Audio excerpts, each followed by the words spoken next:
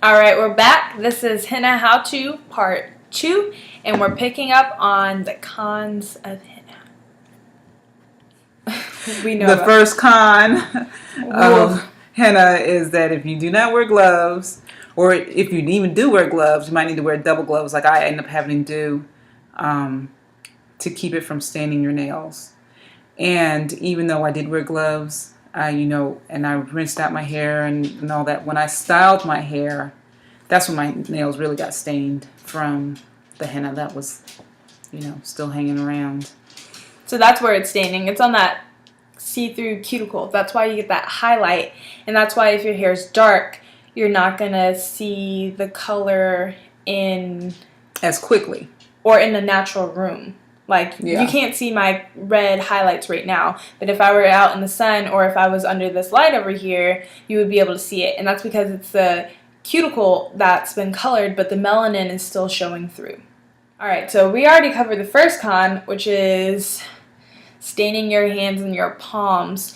Gloves help to prevent this. I really didn't get that much of staining this time. My fingernails got a little bit tinged, but we wear our gloves when you're applying it, and then when we're rinsing it. And initially when I get in the shower, I keep my gloves on for the first rinse to get that stuff out, because there's still a lot of concentration of henna in your hair. Now the part that's hard to avoid is when you're styling your hair, because you're not going to style your hair with gloves on. So especially if you're doing twists in your hair for a long time, your fingers are going to be like, her fingers were like, her whole palm was straight up orange.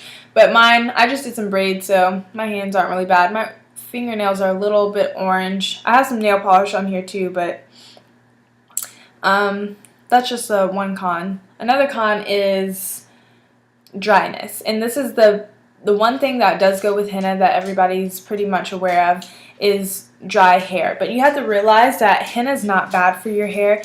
Henna is not like an alcohol that's drying out your hair, or it's natural. So it's like a protein treatment, which we discuss, and we have to maintain that protein moisture balance content. I've discussed that in the Basics of Natural Hair video, so go check it out if you haven't watched that. But basically, it kind of throws that off balance because you've done your protein. Now you've got to restore that moisture so you're balanced back out. So it's going to strengthen your hair, and that's great, but if you have to make sure you do condition. I condition twice in the shower. I do a deep condition, and then I do a leave-in condition when I style my hair. And my hair is soft, and I'm not dealing with any type of dryness.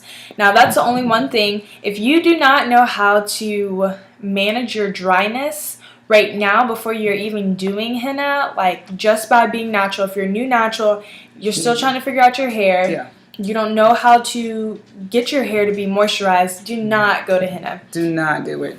That's key, because for me, I don't feel like the dryness was an issue as much because I know how to moisturize my hair and I know how to keep moisture in my hair. So for me, it's not a con for me. This henna is not the dryness is not a con for me because I haven't experienced any extreme. I know when it needs moisture, what I need to do to add the moisture. And the most important thing, especially with henna, is sealing in the moisture.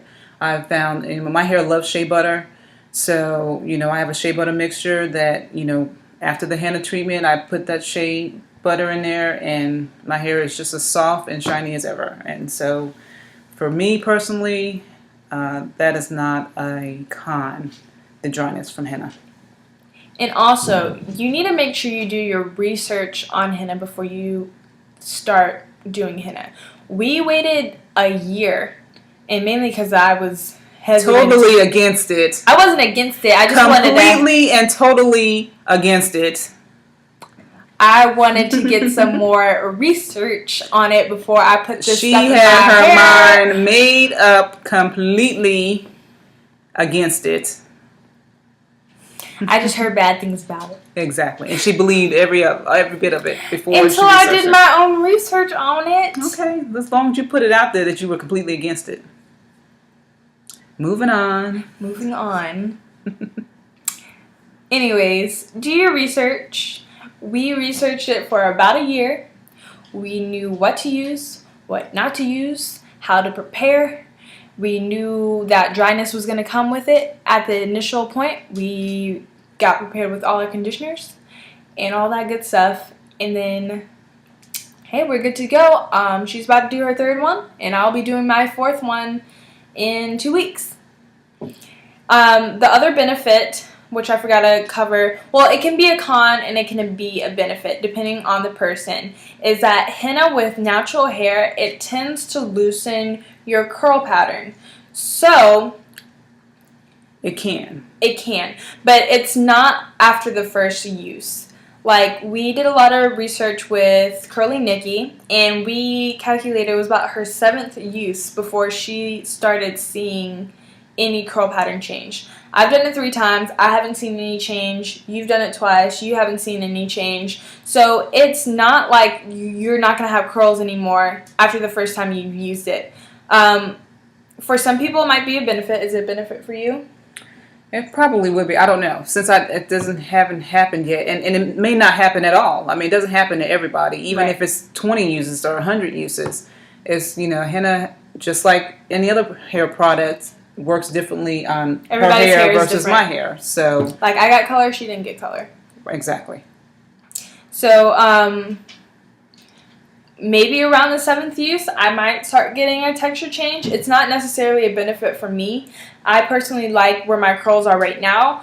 I don't know if I would not like it if my curls loosen, or if I would like it because I haven't seen it yet. And I don't know how the curls would react. I don't know if that would help the curls pop more or what the case is with that. So, there is, like, amla. Apparently, amla is supposed to help prevent you from losing your curl pattern. But I think some people are sensitive to amla. So, you just have to do your research on that. And that might be a benefit for you, and it might not. So. CurlyNikki.com is a great place to get a lot of information on henna treatments. There's a ton of information there. A ton. That's where we got most of our information from. All right, and we'll be back. Okay, stay tuned for part 3 for what we did to apply the henna.